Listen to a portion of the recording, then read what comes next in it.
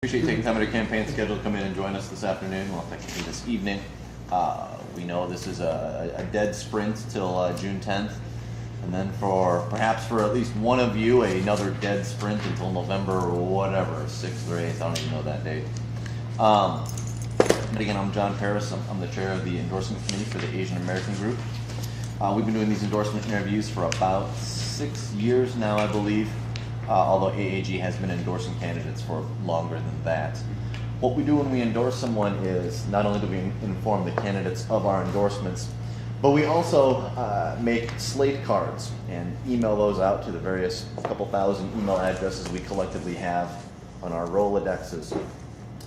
Also, we get newspaper space donated to us in various Asian periodicals and have those newspapers and also the slate cards themselves placed in various Asian businesses and restaurants throughout the valley. So we do try and get your name out as best as possible. So, you're in a primary, it's a non-election year, there aren't a whole lot of really, for lack of a better term, sexy races to get people to the polls. Furthermore, people don't do a lot of research as to who you are versus who the other individuals are. So we feel it is important to try and give some information to the voting public and hopefully encourage them to go out and take the initiative and vote for at least anyone and just participate in the process. We will be having a makeup day, looks like this coming Thursday, for the individuals who, like Ms. Harris and Mr. Schoen, who could not be here today. We hope to get our endorsements out. Well, we might meet after that on Thursday evening, so hopefully out by Friday or Saturday, since early voting is beginning. It's right around the corner, just for a timetable for you guys. Without further ado, the first question that we've been asking everyone is this. I always start with the person furthest to my left. Vic, why are you running for this particular race at this particular time? And obviously, Ron, you'll have a chance to answer. Thanks, John. Well, Mr. Paris, everybody else, Mr. Swanee, I appreciate you all having us here.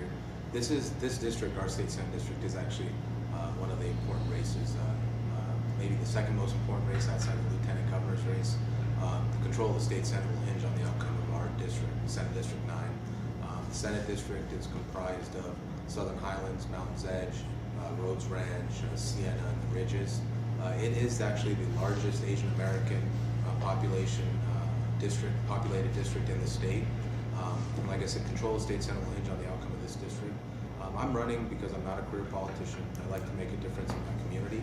I think the ability to be part of a Senate majority is critical in order to get legislation passed. My background is in healthcare.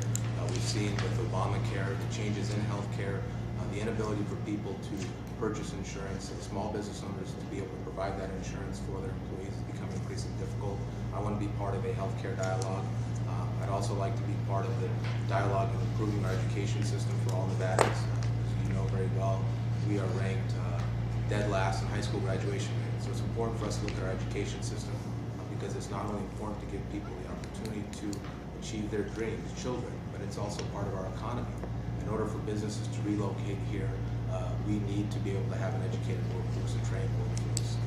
An issue that I'm also running on is taxation. There is a discussion now on the margins tax initiative, which I think would be very destructive to our economy. Many small business owners, it's a gross receipts tax, 2% on gross margins. If that was to pass, it would hurt a lot of businesses, even those that aren't as profitable, those grossing over $1 million. So I want to stand up for small business owners, I want to stand up for families, and I want to stand up for individuals who are looking for better quality health care in Nevada. I feel like I can be part of that dialogue. I feel like I can be part of that dialogue in the majority, and I hope to do so. That's why I'm running. Ron? Well, thanks for having us here today. I know you guys have a long day, and I guess today and tomorrow. Okay, don't fall asleep on me.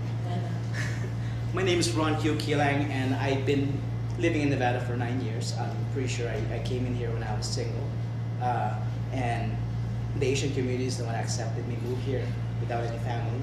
And a few years later, I got married, and of course, I have a family of my own. Been a business owner for quite some time now. I own multiple corporations here in Nevada. And what I usually do is I create jobs every single day. As a matter of fact, I hired 3 employees. I think 3 employees now as of today. And I also firmly believe that if we support our small businesses, that's the one that's going to help the economy, especially when, remember back in the days when Ronald Reagan was the president, he created 42 million jobs created by small businesses. As far as being involved in the Asian community, I've been involved quite some time, ever since I actually moved here. I'm actually a member of a Filipino Lions Club, and that's the first Asian community that actually was belong, especially moving from Arizona. There's not really that many Asian. And when I moved here, the Asian community just practically opened their arms and accepted me. And why I'm running, it's about time for a real Asian representative in the state legislature. In my district, there's at least 26% Asian American registered voters. And usually all the politicians comes to us in our community one time to election, but once they get elected, they forgot about us after 6 or 4 years or 2 years when their terms are up. And running for this office is not that easy, especially with family and businesses and things that you need to run. But I need to do that hopefully to make a difference in our community and also district. In addition to a lot of partisan politics that obviously go on in all governments, here in Nevada we also have a lovely north-south dichotomy, and there's a good amount of tension between the two. One example that we've been using is the establishment of a med school down south. And people up at UNR are trying to block that. People down here are trying to set it up, thinking, well, healthcare will improve because we will get doctors who do their residency here, like it, decide to stay, and be able to home grow, so to speak, people in the medical profession. And Ron, I'm going to give you the first shot at this and then back to Vic.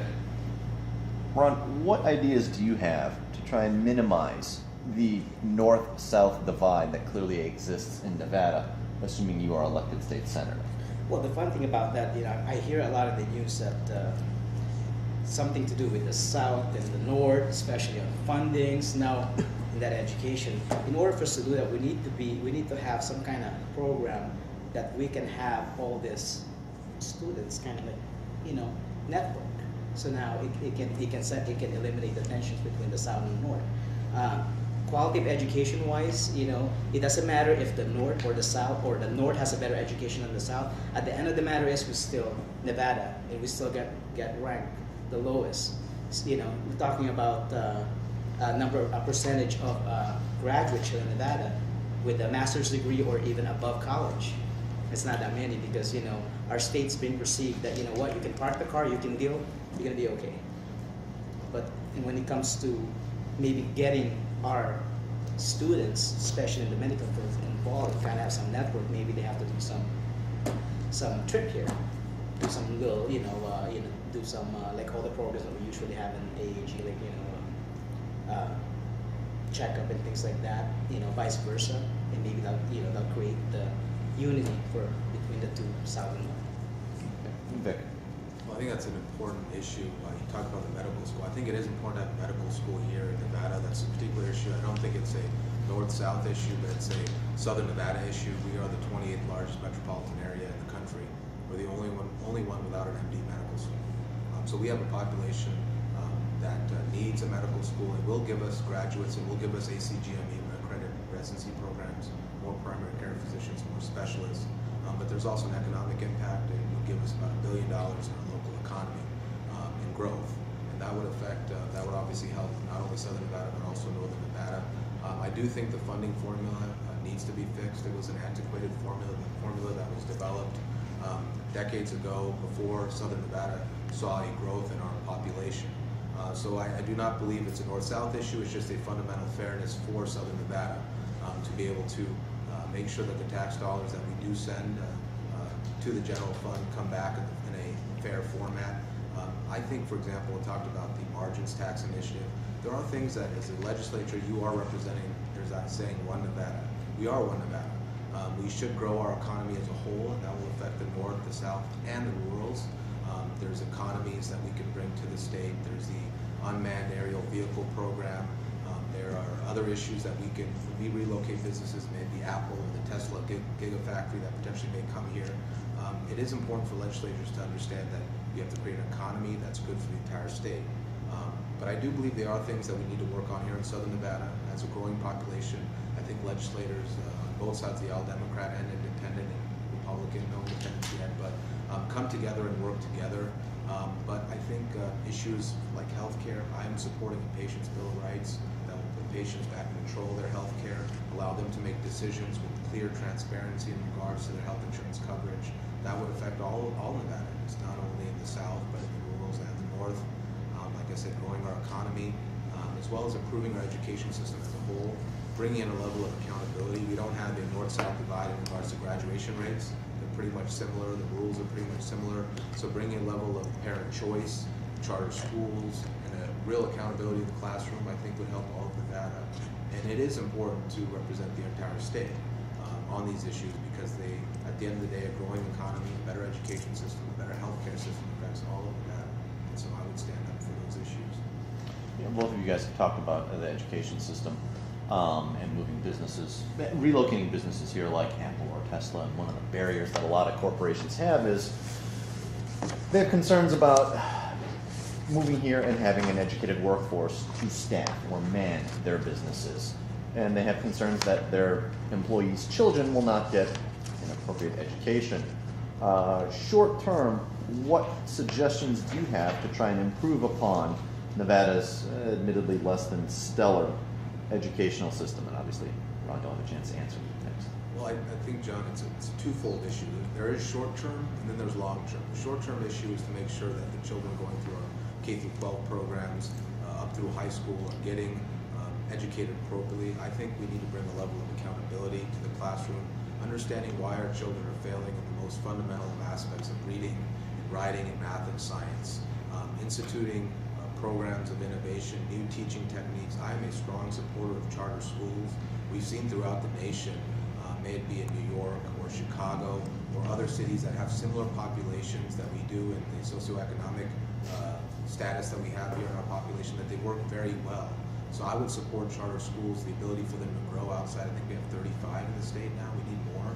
The ability to use some of the unused resources of public education, the infrastructure of public education. I think we need to be able to give parents choice in the children's education system, have a level of competition in our education system where parents are not stuck with sending their children to failing schools, but they have the opportunity to send them to better schools. Because that's a self-fulfilling prophecy. If children are continuing to be sent to failing schools, then we're going to expect nothing but failing results. So you'd be in favor of a voucher program?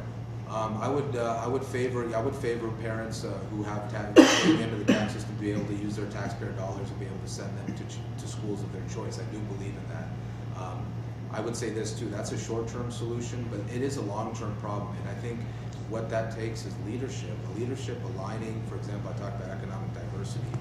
Being able to diversify our economy is to understand, well, what are the industries we are looking to relocate here to the state, and then aligning our educational system to that. For example, vocational training. Maybe we do need to support our higher education. I'm a graduate of UNLV. I have a master's in healthcare administration. I support UNLV. I support its medical school, but also having vocational training programs where we're saying we're looking to bring in these industries. Let's align our workforce with those industries. So when those businesses that we are going to lure based on our tax code, based on potentially maybe our good housing, cheaper housing here for them to relocate, that we do have a trained workforce ready to work for those companies. So that is a leadership issue. That's an ability to identify these industries. May they be in healthcare, technology, data storage. I talked about UAVs, the unarmed aerial vehicles. Being able to bring that workforce here ready to work for these companies, and companies are going to be very likely to relocate. And I think we saw an example of that with Toyota leaving California. Go to Texas. And they went to Texas. Texas has a similar tax structure as we do with the personal income tax, but it was the education system that was a prohibitive factor in them going to Texas versus any other state. Because they had a significant set of factories in California, and they up and consolidated in California. Exactly. As well. So, sorry, Ron. Well, that's a good question. That's a fact that, of course, Nevada, we don't really need that much resources as far as Apple and Google moving in our state. And of course, that's a problem of lack of education here. Like what I said earlier, we don't have that much, I would probably say, produce college education, educated students in this state. One of the things that I would probably say is when it comes to like education, there's plenty of money in education, but it's just not getting called accountably. The problem that we have is the teacher that are actually teaching our kids right now are actually practically close to minimum wage. They don't make as much as money. I know a friend of mine went to St. John University, mastered in English Lit, teaching high school. They started off with $28,000. How can you live with that? So now she told me that she's leaving Nevada now because she got a better offer in Michigan, which is they're gonna pay her 3 times as much. And that's what's happening in the state. You know, we have the money, but the problem is, of course, it doesn't go all the way down to the teachers. And once it gets to the teachers, we're having problems hiring high qualified teachers to teach our kids. And that's what our school system is such a disarray. One of the things that also I firmly believe in charter school, I've known a lot of children that has like special gifts and they want to, either they want to be a lawyer someday, they go to a specific trade and things like that, which is that's really good because it's exposed them earlier rather than going to the traditional school and some of them usually get bored and end up dropping out. One of the things that we need to do in this state practically is like we need to have a good leadership to actually hold accountability when it comes to budgets. If we're gonna talk about school budgets, and I'm doing it because my profession is accounting, we can talk about this all day long. What we need to do is practically, once the budget is set up, we need to get qualified people who can distribute that budget. And also we need to look at the teachers that we're hiring. Are we paying them enough? If we're paying them $28,000 a year with a St. John University degree, I don't think it's very attractive for this high qualified teachers to come in. And that's mine. As oftentimes happens, I take over. Please, I Kate. have a question, and this is for Vince. You said in identifying the industries that you will bring in, should you be elected, or try to bring in, you will try and match them with the skill set of the people in Nevada, right? And because we've identified that our skill sets are not very high for now, prior to the vocational training, et cetera, does that mean that the industries you will be targeting are only the ones that have a lower skill set, like construction or whatever? That doesn't look very good for putting up a medical school or a research center or all this. Well, I would say this. Maybe I would disagree with the notion that we have low skill set. I think it is Or a lower skill set. I think part of the idea is that we do need to diversify our economy, and I don't think there should be any limit in regards to what those industries should be. I believe, if you train, and this is we talked about earlier, short-term and long-term issue. The short-term issue is improving our K through 12, so that children coming through, grade school, going into high school, are being trained or being educated in math and science, reading and writing, so that potentially, if they want to go to college, they can go to college, or if they want to take a vocational training track, they have the ability to do so, and we're not limiting either one of those outcomes. I think, in regards to healthcare or healthcare technology, or maybe in industries such as data storage or information technology, we do have the ability here. I don't want to limit our workforce. I don't want to limit our children. I am the son of immigrants. I am my parents. I'm a mother from India, father from East Africa. I'm Indian American, which is an Asian American as well. But the idea that an educated workforce, if you educate your workforce, anything is possible. Anything is possible. It's limitless. But I do believe that we need to target certain industries to say that, for example, maybe on energy development. If we're going to have the energy industries here in energy development, we have particular interests based on our geographic location, geothermal and solar, wind, that we do have certain strengths, strategic strengths is a business term. But I think in regards to our individuals that live here, we should not limit in regards to what industries we bring here. We do have certain age demographics. We have maybe those considerations to consider. But at the end of the day, it is leadership that's willing to identify certain industries. And this is based on not a science, but more like where are our economies going as a nation. Where do we want to be? The UAV, I brought that up because that's a prime example of taking our geographic layout of our state, having a lot of open space, a lot of federal land, and saying, well, we can bring that industry here. And that's a very high-tech industry. So we will need a level of training that is commensurate with that. So I think that's a prime example of not having low expectations, but having high expectations and matching what we can bring in this state to industries that are willing to relocate. Can I answer that question? Please. As well, please. Problem is we can talk about how the way we're gonna try to attract these industries, but the final of the matter is, as a business person, if your state doesn't have any qualified people that work here, I'm not gonna move the company in the state, because you know what? I'm not gonna pay relocation fees and bring other people from my state to bring them here. It's gonna cost too much money. It's just like a bad business. We talk about it.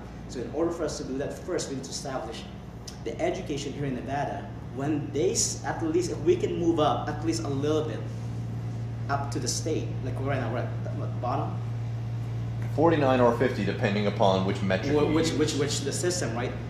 So as a business perspective, do you think Google or Apple is gonna move here in Nevada if they see those scores are bad? Fact of the matter is, business people, industries is still number fraction. You know what? This is your education level. Why am I gonna move Apple and Google, my company, in your state if you guys are in bottom 50, 49?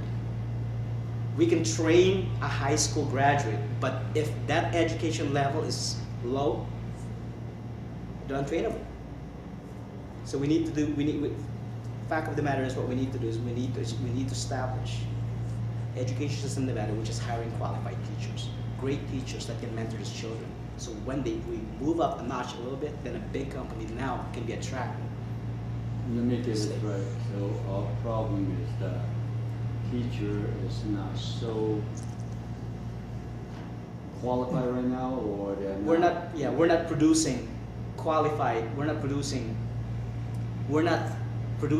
enough students that can be specialized in that So trade. I took it as we're not paying teachers enough, so kind of a pay. So we can peanuts get produce monkeys. as teachers, yeah. Because Okay. if you look at it, most of I don't know if you guys I have kids that goes to school, and if you see them, some of them are actually like bored, like they don't wanna try enough because Is that they don't get paid that much.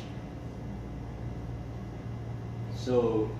The problem that our kids are not interested in studying is because teachers are not getting paid enough.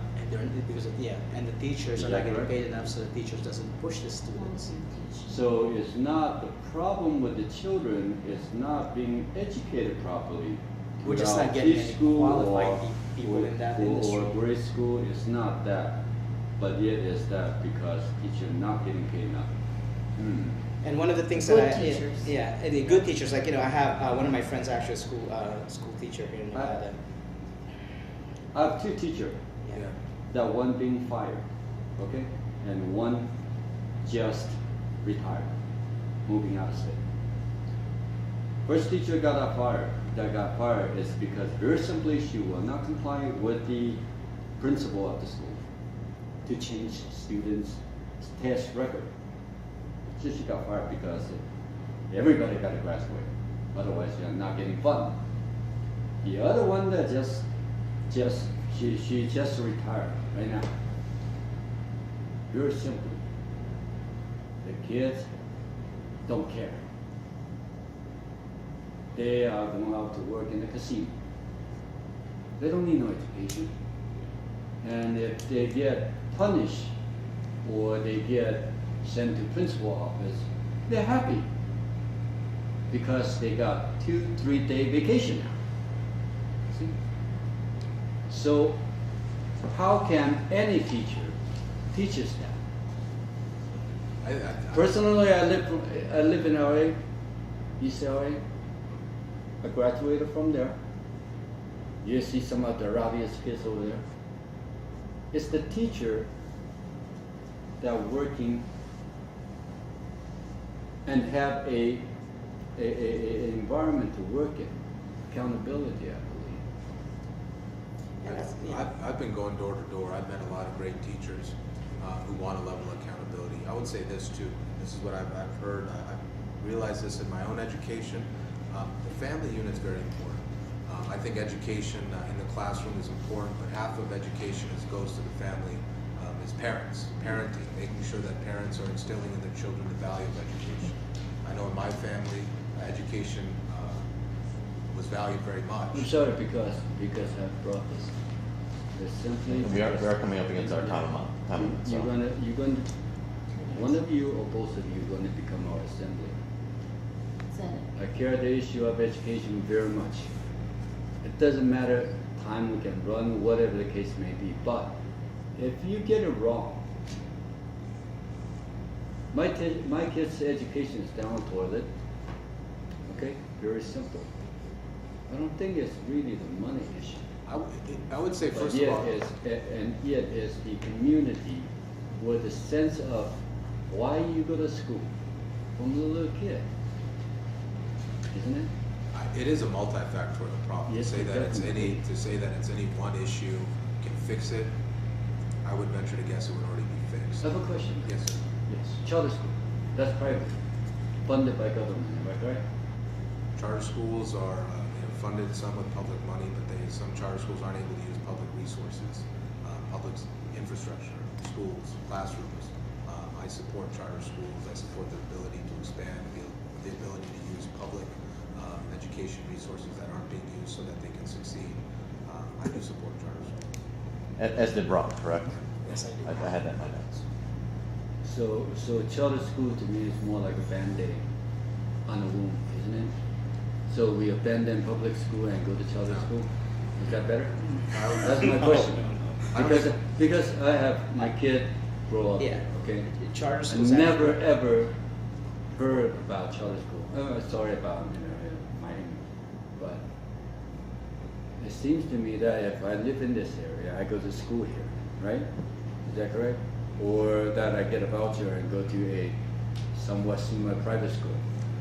I don't think that's going to cut it because the kids that live around here in this neighborhood, they don't care about the So, school here. is the question, My both question- individuals my are in question favor of is- charter schools, and Vic said he was in favor of a voucher system. I don't want to take words out of his mouth. Okay. I'm oversimplifying, but I didn't know what the question was. Why is it?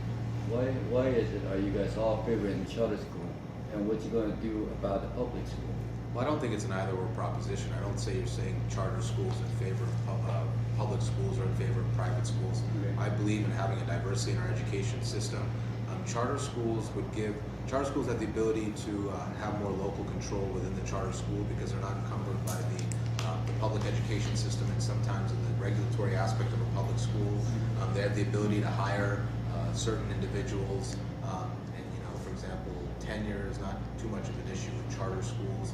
And we have seen though, and I'm not an education expert, but I read a lot. I do read studies. Charter schools have done very well in some of the inner cities throughout our nation. When you talk about New York City, Chicago, Louisiana, they've done very well, and they've been instrumental in regards to improving education outcomes. And they didn't do it at the expense of public schools or at the expense of private schools. They added another dimension to the education system, and I support that. What are funding?